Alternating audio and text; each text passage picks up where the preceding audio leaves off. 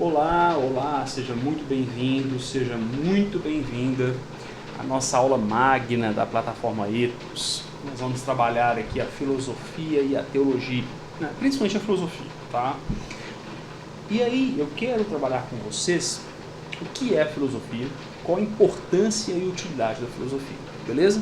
E da teologia como parte do estudo da filosofia, beleza? Vocês vão entender isso melhor ao longo da aula, beleza? Então seja muito bem-vindo, eu quero agradecer você que está aqui. Você está aqui porque você se interessa em estudar filosofia, tá?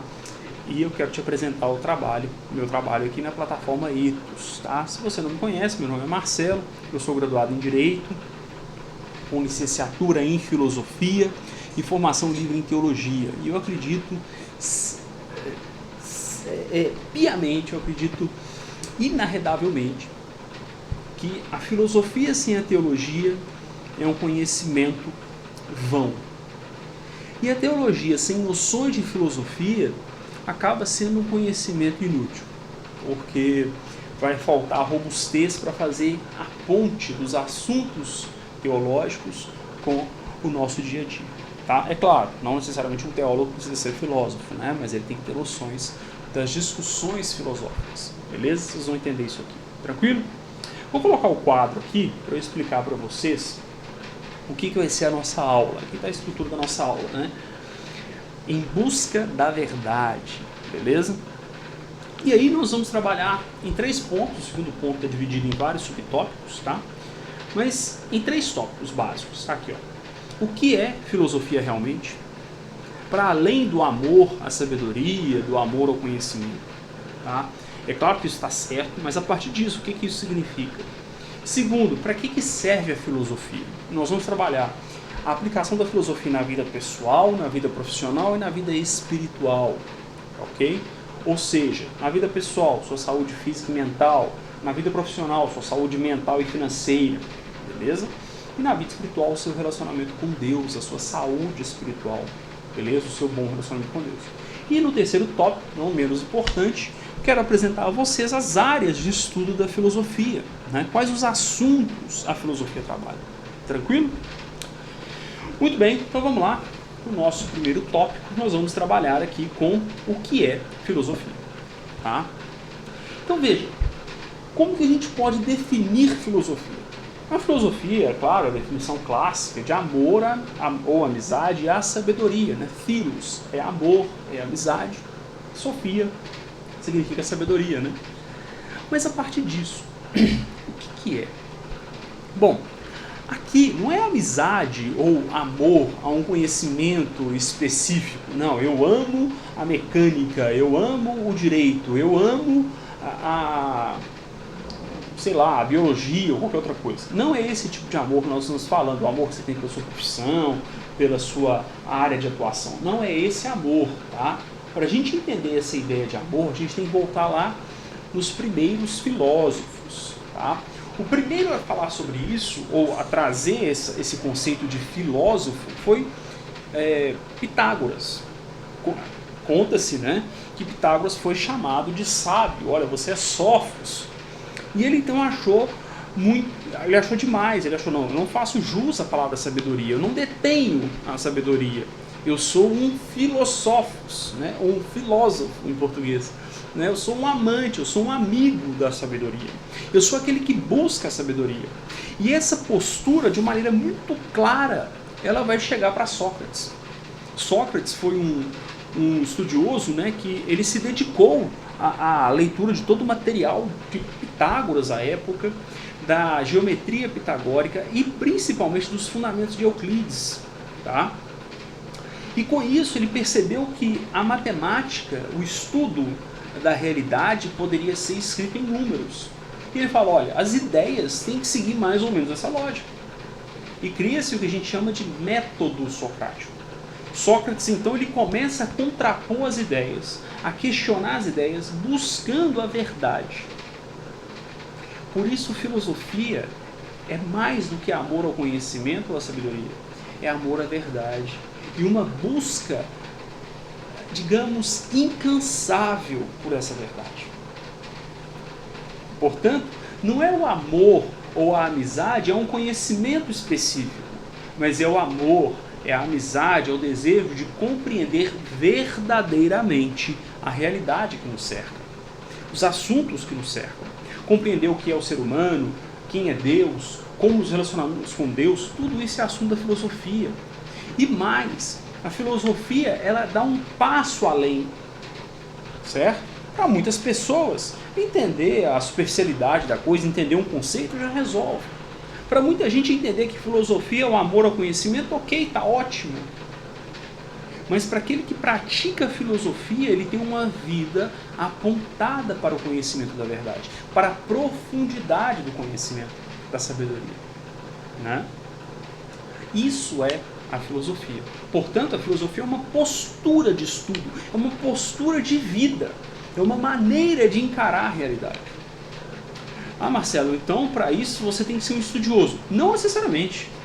Tá? Você pode ser um profissional da filosofia, um professor como eu, ou alguém que está produzindo conceitos e ideias, ok, tudo certo. Mas você pode ser qualquer outra coisa, qualquer outra profissão, simplesmente uma mãe de família, um pai de família que quer entender a realidade à sua volta. Tá? Você pode encarar a realidade de maneira filosófica tendo a profissão que você desejar, a profissão que você quiser, que você tiver talento para isso. Pode ser um jogador de futebol. A gente tem que parar com essa bobagem afetada de que filosofia é para alguém que fica pensando e profissionalmente busca isso. Eu costumo dizer o seguinte: todos somos filósofos. Na verdade, essa frase não é minha, né? Epicuro dizia isso. Somos todos filósofos. Tá? Mas a compreensão disso é importante. Epicuro dizia isso porque todos nós pensamos, todos nós refletimos sobre algumas coisas. Mas eu ainda acrescento um ponto. Todos nós temos crenças e ideias que governam a nossa vida. E às vezes você nem consciência disso você tem. Você nem sabe que tem uma ideia filosófica que você engoliu. Na modernidade isso é muito comum. Pessoas seguem ideologias sem nem saber que estão seguindo ideologias. Recentemente eu fiz um vídeo, pensar com a própria cabeça. O que é pensar com a própria cabeça? Pensar com a própria cabeça é você ter consciência das ideias e conceitos que governam sua vida e suas atitudes, que norteiam suas escolhas. Isso é pensar com a própria cabeça.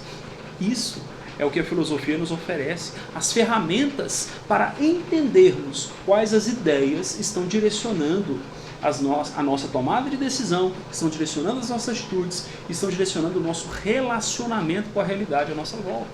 Isso é filosofia. Esse é o conhecimento filosófico. Portanto, ele é muito útil. Ele é muito necessário até, eu diria. Além disso, eu diria que somos todos teólogos, porque todo ser humano carrega consigo um conceito sobre Deus, uma ideia sobre Deus, uma ideia sobre o divino. Inclusive, o ateísmo é uma posição teológica, que é a negação da existência de Deus. Contudo, é muito comum um ateu não acreditar no Deus bíblico, um Deus pessoal, né, o Deus bíblico, o Deus do Islã, o Deus do cristianismo, né, que é o Deus bíblico, o Deus do judaísmo, enfim. Negar a existência desse Deus, mas acreditar em forças, em espíritos, em não sei mais o que é. É muito comum. Isso é uma postura teológica. Ou o ateu raiz, né, que nega qualquer tipo de transcendência. Qualquer tipo de verdade fora do materialismo. Até isso é uma postura teológica. Porque se você não crê na realidade espiritual, você vai ter que criar um monte de coisa para justificar a existência. A existência ela se justifica a partir da metafísica. A partir dessa questão além do físico. A metafísica, que é um ramo da filosofia, vou apresentar ele lá embaixo, né, no terceiro tópico, mas já adiantando, a metafísica, ela tem esse nome rebuscado, mas ela é a busca do fundamento da realidade. E quando nós encontramos as escrituras, a Bíblia Sagrada, a revelação do cristianismo, nós percebemos que ali está o fundamento da realidade. Ou seja, a metafísica que Aristóteles buscou, as justificativas que Platão tanto buscou, que Sócrates tanto buscou, nos foi dado através do Senhor Jesus Cristo. Né? Ou seja, a teologia ela é a verdadeira metafísica. A teologia bíblica, a teologia cristã, ela é a verdadeira metafísica. Por isso que eu insisto no estudo da filosofia junto com o estudo da teologia. Até porque, quando eu coloco que a filosofia é essa busca pela verdade, Sem a metafísica correta, sem uma metafísica verdadeira, correta, bem colocada, você não chega ao conhecimento da verdade. Toda realidade que nós conhecemos tem um fundamento espiritual. Beleza? Eu vou comentar isso mais à frente, mas o nosso próprio pensamento, não dá para dizer que o nosso pensamento é mera transmissão elétrica. Não tem como. O mesmo pulso elétrico significa tal coisa.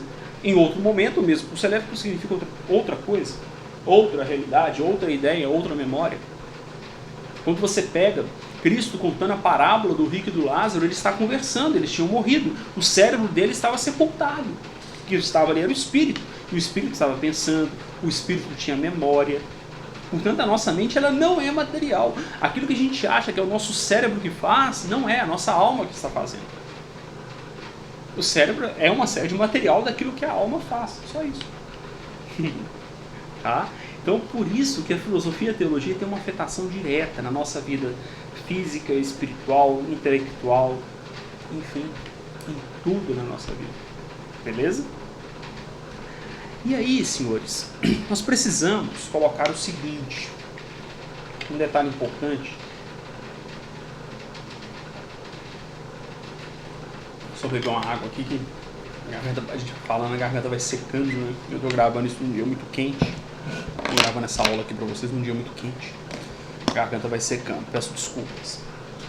E veja só, essa busca da verdade não é essa busca desordenada que tem hoje na realidade, aí nos nossos dias, né? Ela é uma busca que vai seguir três coisas, três passos. A busca filosófica ou a postura filosófica, ela é metódica, eu vou até colocar aqui na tela para vocês, ó. Ela é metódica, ela é radical e ela é de conjunto ou holística, né? O que eu quero dizer com isso? Metódica, métodos, né? No grego significa caminho, então ela tem um caminho. Ela segue uma lógica. Quando você lê os diálogos de Platão, que geralmente tem Sócrates como personagem, você vê esse método. O questionamento, às vezes a ironia aparece. Como ele conduz o diálogo questionando os seus interlocutores. Tem um método de investigação. Não é uma coisa a esmo. Ele define os termos, ele vai comparando as ideias, ele vai confrontando as ideias para chegar em conclusões. Né? É o que a gente chama de dialética, né? Colocar dois argumentos e contrapor esses argumentos. Tá? É radical porque busca a raiz das coisas.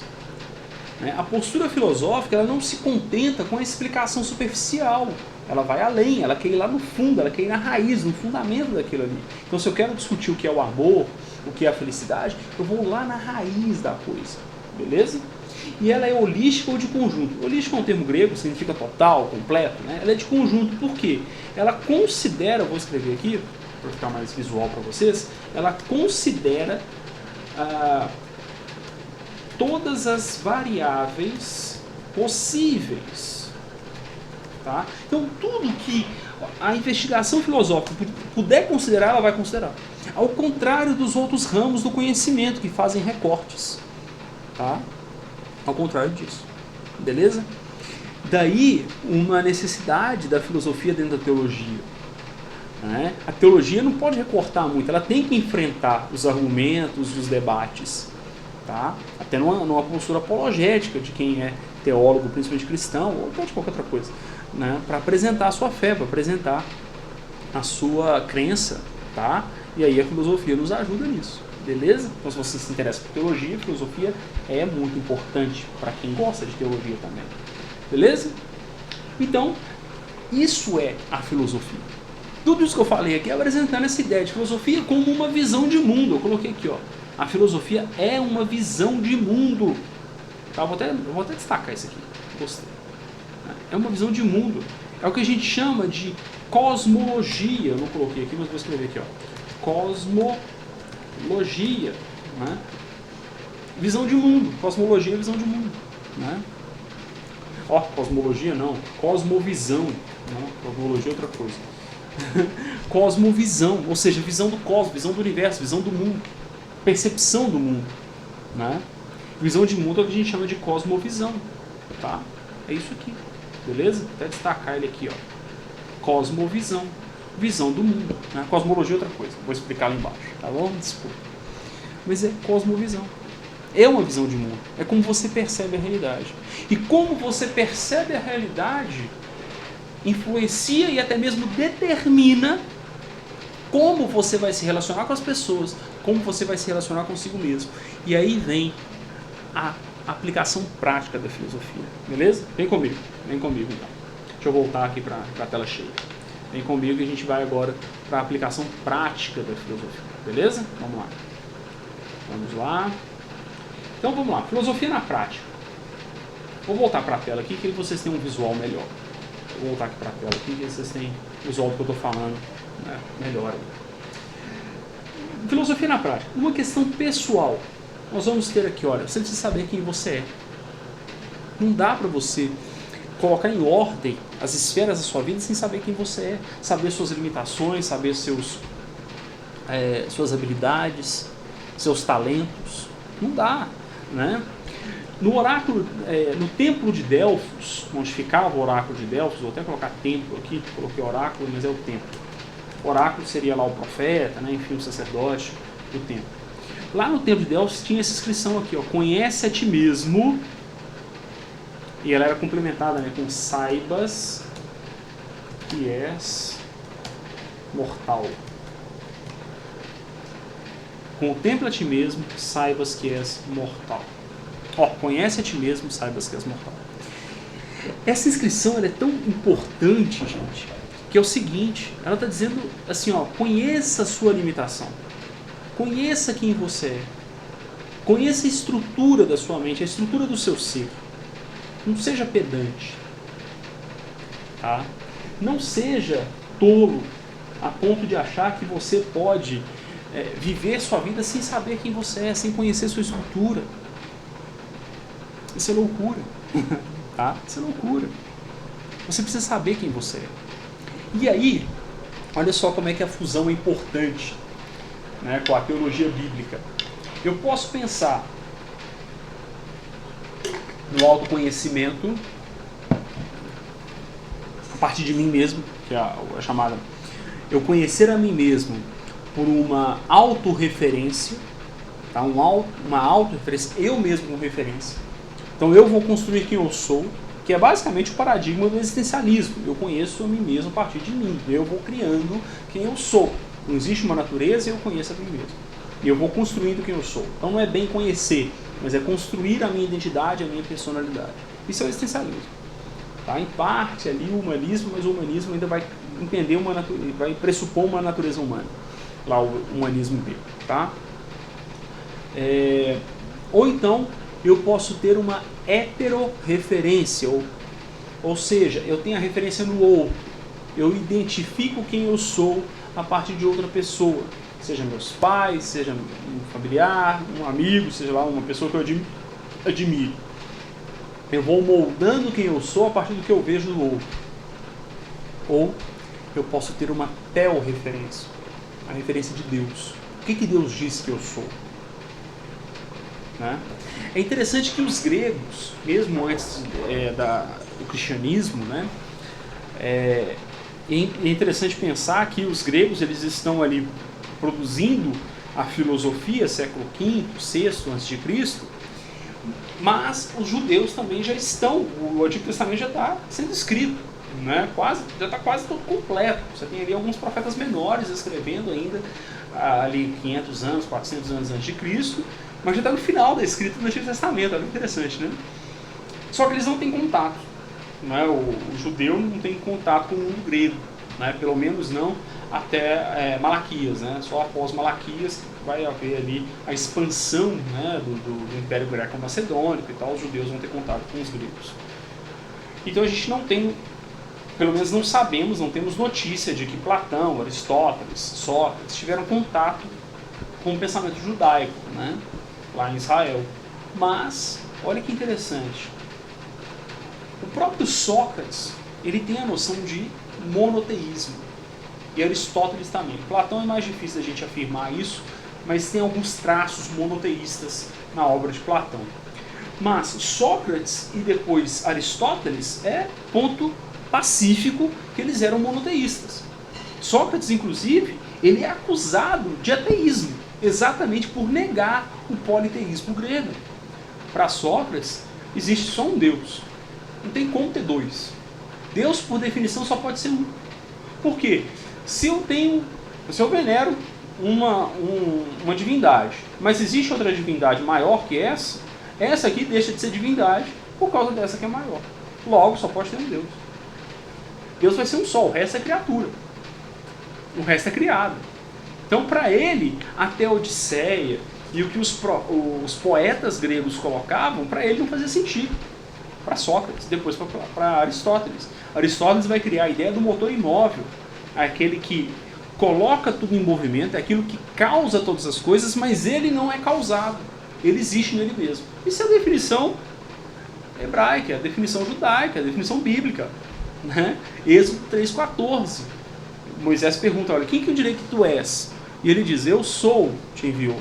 Né? A palavra eu sou ali é o eterno, é aquele que existe em si mesmo. Alguns falam Yahvé, Ial, a pronúncia não importa. Javé, Jeová, a pronúncia aqui pode ser. Né?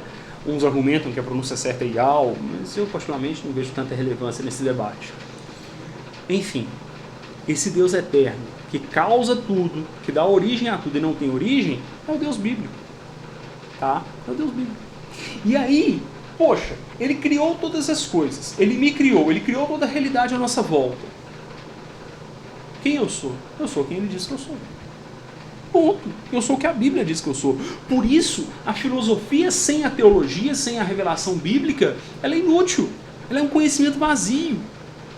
Por isso, muitos pensadores, até pastores, vão criticar a filosofia. É porque não entenderam e não sabem olhar para a filosofia com um olhar bíblico. É aí que está. E com muita sinceridade, é o trabalho que eu tento desenvolver na plataforma Ethos. Apresentar o conhecimento a partir da perspectiva bíblica, a partir da revelação do Senhor Jesus, a partir da revelação bíblica. Sem desprezar que sim, Sócrates foi muito inteligente, Platão foi muito inteligente, Aristóteles foi muito inteligente, e outros pensadores, até ateus alguns, né? Mas os principais pensadores que eu estudo e ensino é Sócrates, Platão e Aristóteles, não poderia ser diferente.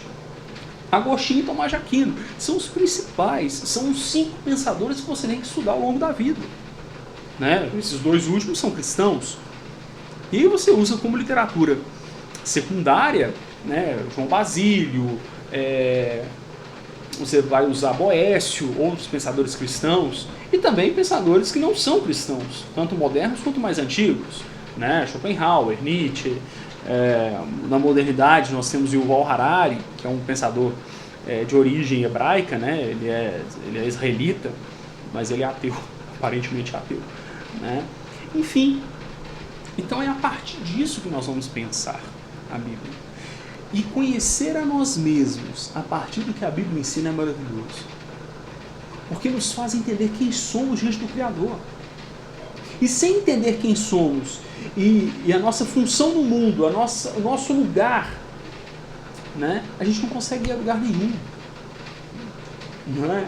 Lewis Carroll, quando escreveu Alice no País das Maravilhas, há uma cena no livro que a Alice vai conversar com aquele gato chato, que fica aparecendo e sumindo, né? Aquele gato é irritante. E ela fala assim, olha, qual caminho eu sigo? E o gato pergunta para ela, para onde você quer ir? Ela fala, não sei, eu estou perdida. E o gato tem a frase extraordinária, para quem não sabe para onde vai, qualquer caminho serve. Se você não sabe quem você é e para onde você quer ir, qualquer coisa serve. Qualquer coisa serve. Né? E à medida que nós sabemos quem nós somos, nós vamos moldando o nosso relacionamento. E isso vai nos dando tanto saúde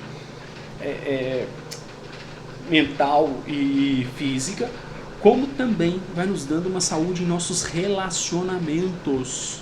A partir disso, nós podemos nos relacionar melhor com a nossa família, com os nossos amigos. Eu sei quem eu sou. Se eu sei quem eu sou, eu sei o porquê que eu estou aqui, quais as minhas responsabilidades diante do Criador, diante da minha família. Não é qualquer um ou qualquer coisinha que vai abalar os meus relacionamentos. Não é qualquer bobagem que vai abalar o relacionamento meu com a minha esposa, porque eu sei quem eu sou, eu sei quem é o Criador, eu sei o que é o casamento, eu sei o que eu quero para mim no casamento, eu sei o que eu quero como pai, eu sei o que eu quero como profissional. Logo, eu consigo suportar melhor as dificuldades. Problema vem, gente. Né? Viver é resolver problema. Isso é uma definição que eu acho muito boa do que é viver. Viver é resolver problema, é descascar abacaxi, é matar um leão por dia. Tá? Não tem jeito. Então isso é essencial, saber quem você é, para que os seus relacionamentos sejam mais agradáveis.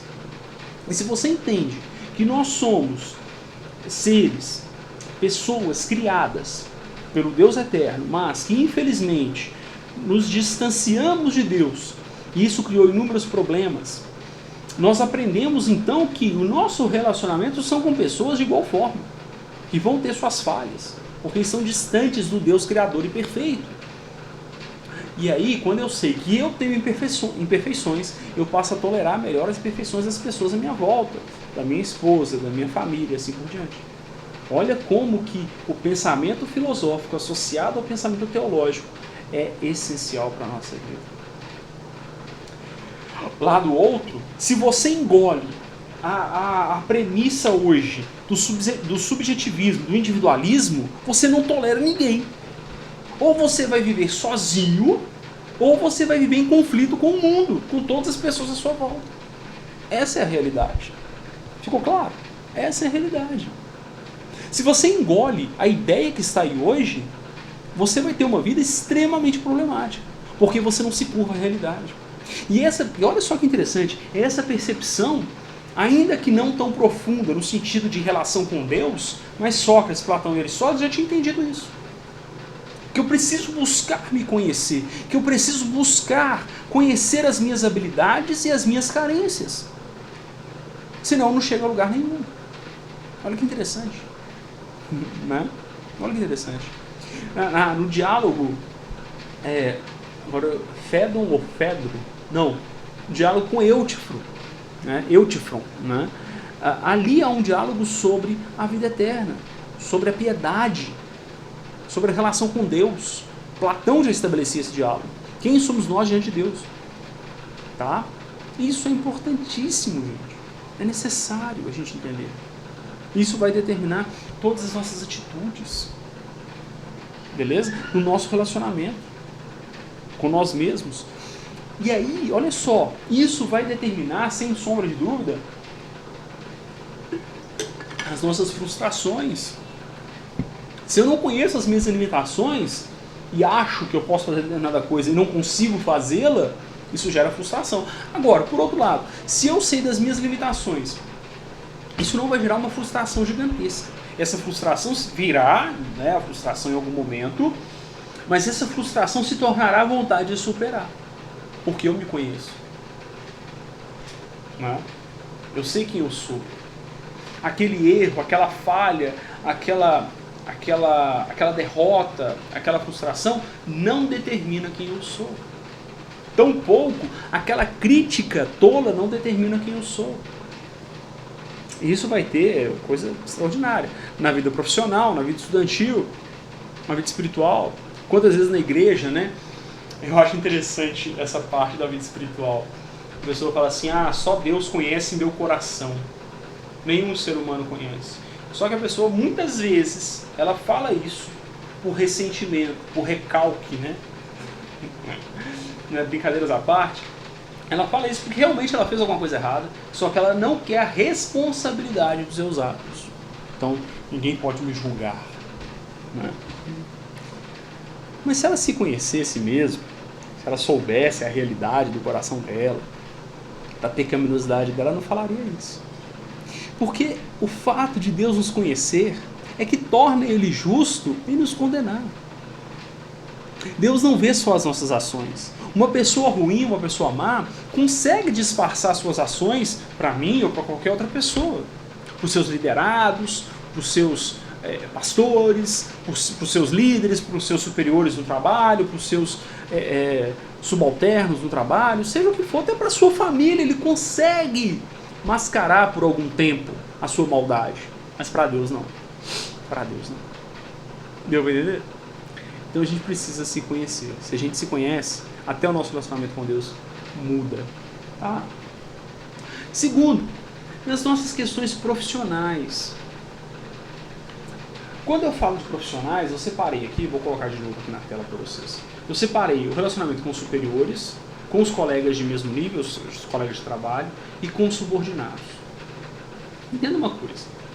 Quando eu conheço ao Criador e eu me conheço, isso aqui muda. Perceba que a parte espiritual tinha que vir primeiro, né? Porque ela é a base. Então seria espiritual, pessoal e depois profissional. Eu inverti porque, via de regra, a gente não tem muita paciência para ouvir as questões mais elevadas. Aristóteles dizia isso, né? Quanto mais elevado, mais importante. Quanto mais baixo, mais útil, mas menos importante. Sabe por quê? Tudo aquilo que a gente acha útil tem um fundamento que a gente não vê muita utilidade. As ideias e os conceitos, a gente não enxerga muita utilidade nisso. E é isso que eu quero mostrar nessa aula. Como que as ideias, os conceitos, as suas crenças interferem no seu dia a dia. Agora, olha que interessante aqui. Vamos fazer uma crítica rápida. Hoje em dia, muita gente para ouvir as pessoas falarem sobre mindset. Mindset é modelo mental, né? Por quê? Porque ela quer ficar rica. Ela quer usar isso como algo utilitário para ela ficar rica. Porque mindset geralmente é falado aí no meio corporativo, motivacional, empresarial. E a pessoa para ouvir isso. Mas dificilmente a pessoa para ouvir uma aula de filosofia. Olha que interessante, né? Muda o nome, muda a ideia, muda a aplicação e todo mundo quer ouvir. Olha que interessante. Agora, se eu vim falar de filosofia, da sua formação espiritual, intelectual, não, ninguém quer ouvir mais. Porque acha que não serve para nada. Quando no fundo, aqui eu estou falando do verdadeiro mindset, da verdadeira formação da sua mente. Eu não estou falando de você ter um mindset para ficar rico. Eu estou falando que o seu mindset, a sua formatação mental e espiritual, molda quem você é. Isso é verdade, isso é real. E embora nem sempre você cumprindo lá os requisitos ensinados pelo mindset, nem sempre você vai ficar rico. Não funciona para todo mundo. Agora, perceber quem você funciona para qualquer pessoa. Para entender os seus relacionamentos, para entender o seu relacionamento com Deus, para entender a sua vida profissional, para entender o porquê que você fica irritado em determinada situação, não fica irritado em outras situações. Isso serve para todo mundo. Mas ninguém quer, porque dá trabalho. Né? Se você está assistindo até agora essa aula, é porque você quer entender isso, você quer ser uma pessoa melhor, e você quer assumir o compromisso com você mesmo de passar por isso. E o meu convite é te ajudar a fazer isso lá na plataforma EUS. Nós temos um curso inteiro, Ser ou Não Ser, que é um curso completo de filosofia, e nós temos o curso Ser Cristão, que são as doutrinas bíblicas e as aplicações da doutrina bíblica. Você pode assinar os dois, você pode assinar a plataforma completa, né? O link para assinatura está nessa página, tá? E você pode acessar e assinar separadamente também, ok? Tem os links aí nessa página. Tudo bem? Então vamos lá. As afetações na vida profissional. Quando eu sei quem eu sou, se eu sou um subordinado, se eu tenho superiores, eu só tenho superiores, pensa nesse. Eu sei que todo mundo, mesmo quem tenha subordinados, tem alguém que está acima dele, eu sei disso. Mas vamos trabalhar aqui como se você se relacionasse apenas com os seus superiores. Não tem ninguém sob seu comando. Você vai entender que a natureza, a forma com que Deus estabeleceu as coisas, é uma forma hierárquica. E você vai saber lidar com isso. Você vai respeitar a hierarquia. Você vai respeitar não só o fato da pessoa que tem um título acima do seu, né, um diretor, um gerente, ou até mesmo na igreja, o pastor, enfim. Mas você vai entender e passar a reconhecer a competência dele. Eu sei que tem muitas vezes que nós temos superiores que são menos competentes que a gente, eu sei, eu já passei por isso é irritante. Mas o fato não é por rebelião, chutar o balde que vai resolver o problema. Você tem que agir com inteligência, Com sabedoria. Né? E essa atitude filosófica de refletir, de parar e pensar, vai te ajudar em tudo isso. Até mesmo a lidar com os abusos. Por quê? Se você sabe quem você é, você sabe o seu valor como ser humano, como criatura de Deus, você sabe que aquilo que o seu superior está fazendo de abuso contra você, não muda quem você é diante do Criador. Isso te dá uma paz para poder agir.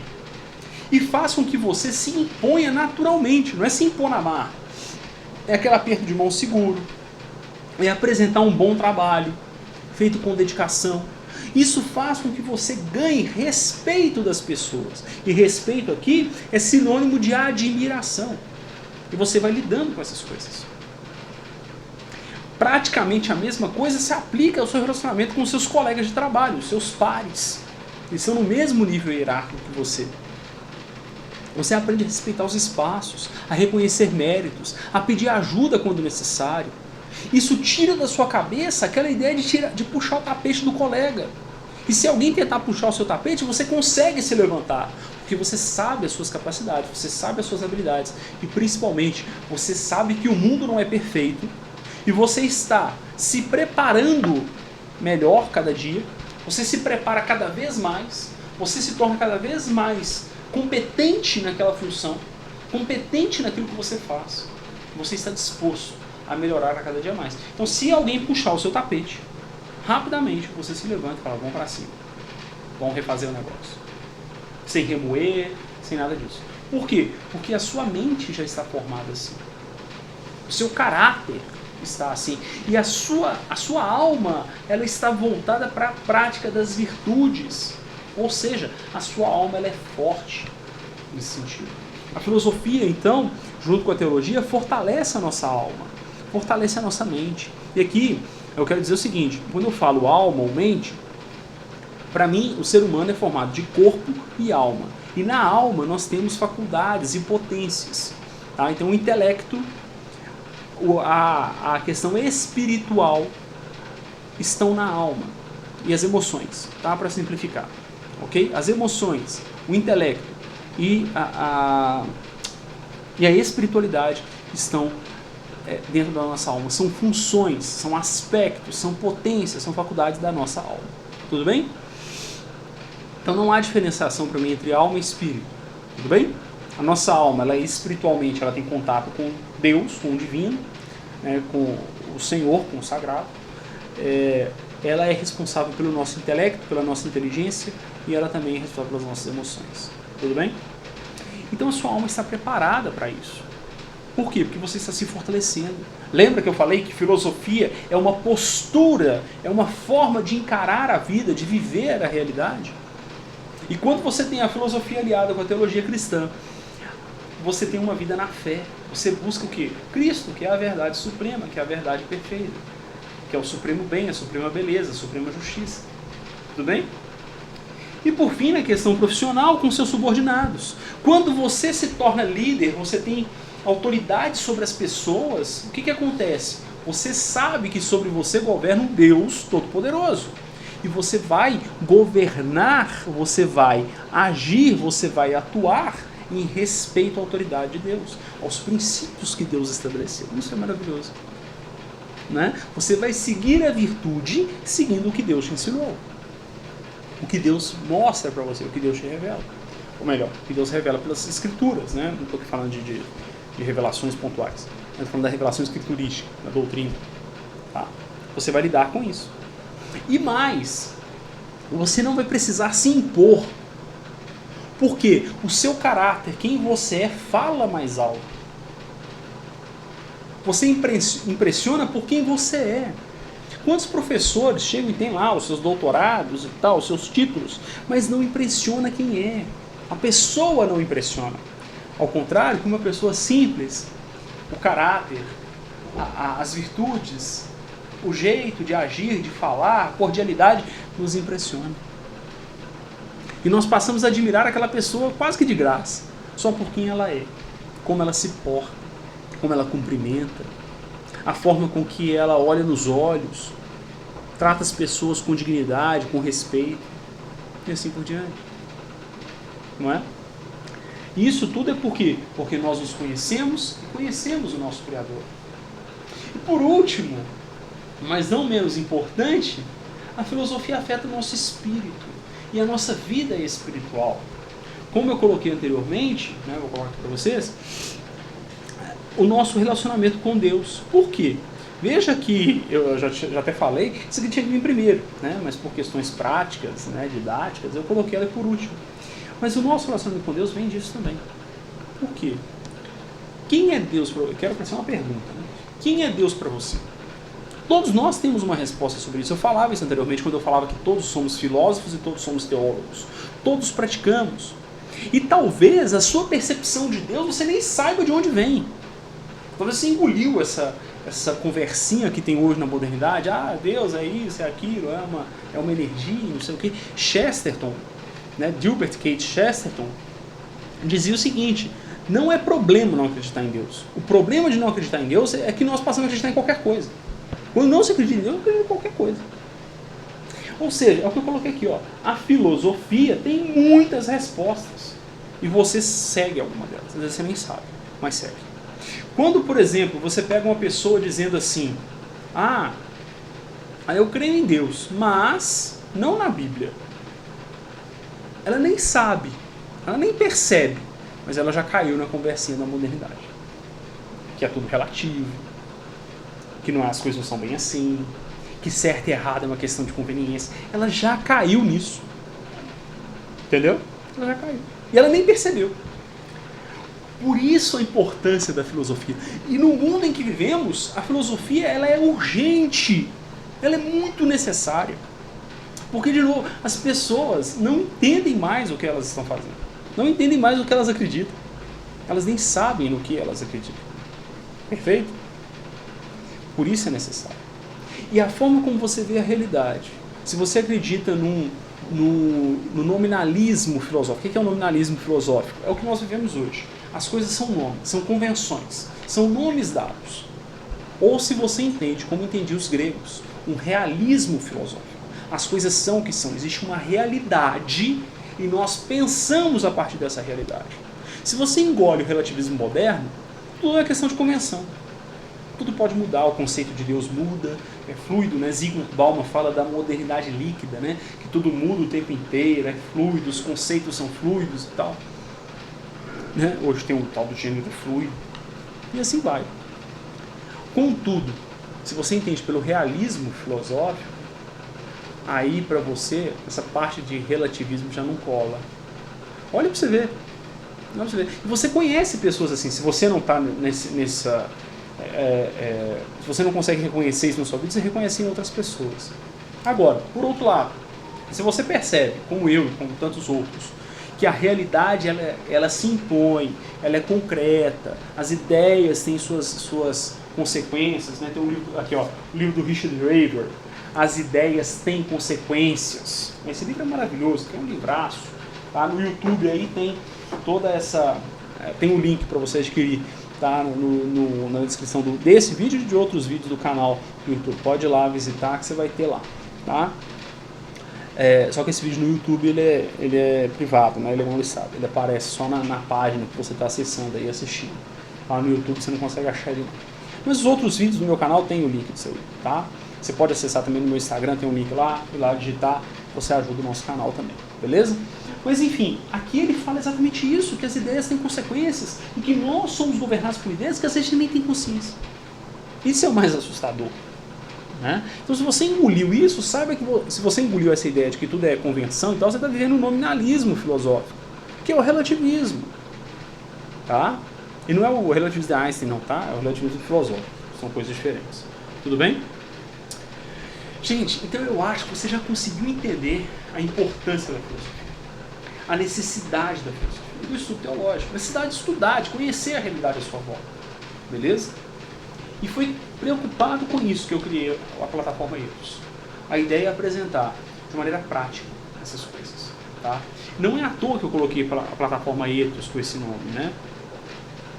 Porque é a construção de quem nós somos. Nós vamos entender isso aqui agora. As áreas da filosofia. Deixa eu colocar o quadro aqui de novo para vocês. Olha só as áreas da filosofia. Cosmologia, aqui vem, tá vendo que eu falei lá aquela hora. erroneamente. Cosmologia não é bem uma área da filosofia, mas foi como a filosofia surgiu. A gente chama de filosofia cosmológica, que é a filosofia pré-socrática. Nesse momento, os filósofos estavam preocupados do que o cosmos é feito, do que a natureza é feita. Tales de Mileto propõe a água, né? Foge aqui agora, eu sou péssimo para decorar os filósofos pré-socráticos.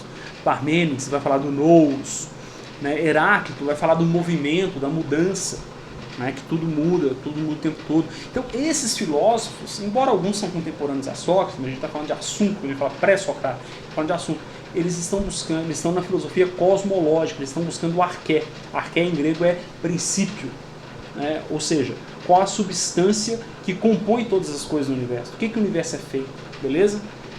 E aqui a gente começa com as outras áreas, metafísica ou ontologia. Ontologia é estudo do ser, né? Então, metafísica ou ontologia é o que sustenta a realidade, qual que é a razão última das coisas, né? Nós sabemos que é Deus, né? Aristóteles chegou a essa conclusão. A metafísica aristotélica é extraordinária, né?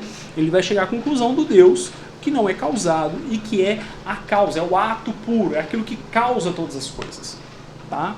Eu não vou entrar em ato e potência, a gente vai ter uma aula sobre isso lá no curso de filosofia, tá? Mas ele chega a essa conclusão. E aqui a gente vai estudar a mente, o corpo, o espírito. Esse asterisco é porque eles vão aparecer aqui de novo, tá? O que é isso? A gente vai estudar o que é a mente, o que é o corpo, o que é o espírito, por que eles existem, como eles existem, qual a função deles. Nós temos outra área que é a lógica. A lógica é a organização do pensamento. Correlato à lógica, nós temos a retórica, que é a expressão correta do pensamento, a oratória, a fala. Retórica é reta, oratória, né? Ou seja, a oratória correta, a correta expressão desse pensamento logicamente organizado. Né? A palavra logos no grego tem várias acepções, aqui a gente pode entender como palavra ou como pensamento, né? Daí logia, né? Nos estudos. Aparece aqui a logia, que vem de logos. Né? Epistemologia, que é o conhecimento. E aí a gente pode pensar a mente e o espírito aqui, como eu falei com vocês. Por quê? Lembra que eu falei com vocês que não há separação entre mente e espírito? A mente do homem tem questões espirituais, questões intelectuais. Não é a mente que aprende. Então a gente pode tratar a mente aqui na questão epistemológica, buscando conhecimento, entender as coisas. E por último, mas não menos importante, a ética. A ética, gente, ela vem do grego ethos. Por isso plataforma ethos, tá? É por causa disso que eu coloquei o nome de plataforma ethos. Porque a ética é aquilo que nos forma. A palavra ética, ou a palavra ethos, em grego, significa modo de ser. Tá? Modo de ser. E é isso. Nós precisamos buscar o nosso modo de ser. A ética é a reflexão sobre a nossa conduta, sobre quem nós somos no ambiente de trabalho, na família, na sociedade e até na política. Portanto, aí eu já até apresento a vocês, tem um curso de filosofia política lá, mas dentro do curso de filosofia, né, tem uma rota lá, uma trilha para vocês seguirem sobre filosofia política. Mas a questão é, a política, ela é a ponta do iceberg, ela é a reflexão, ela é a externalização de quem eu sou. Beleza? Por isso não existe o político corrupto, não existe o policial corrupto, o médico corrupto. Existe uma pessoa corrupta, que se tornou policial, que se tornou médico, que se tornou político. Beleza? Essas são as principais áreas da filosofia. Isso é o que é filosofia e a sua importância. Eu espero ter provocado você, tá? E se você gostou, não deixe, né, de se inscrever. Inclusive tem botões para você se inscrever gratuitamente para receber o nosso conteúdo, para acessar o YouTube, enfim, e continuar acompanhando o conteúdo gratuito. E se você quiser assinar, o link está na descrição. Você pode assinar por um preço extremamente acessível, assinar os 2 cursos, ter acesso a esses e outros cursos da plataforma ethos. Essa renovação ela é anual, tá? O valor é extremamente acessível, né? Por R$ 29,90 por mês. Você tem acesso aos 2 cursos, vai ter acesso a lives comigo, né, para tirar dúvidas, para conversar sobre vários assuntos. Ok? Suporte eu mesmo ali, ajudando você a estudar, orientando seus estudos, acompanhando aí a sua trajetória nos estudos, essa sua essa criação, esse estabelecimento da sua postura filosófica, beleza? Vai ser um prazer ser aí o seu professor, ser aí o seu mentor nessa jornada, beleza? Então é isso. Muito obrigado pela sua presença, muito obrigado por ter assistido até aqui. Que Deus abençoe você, que Deus abençoe sua família, que Deus abençoe seu trabalho, que Deus abençoe toda a sua vida. Amém? Muito obrigado, um grande abraço e nos vemos ou na plataforma Etos ou nos nossos conteúdos aqui nas redes sociais. Um grande abraço e até a próxima.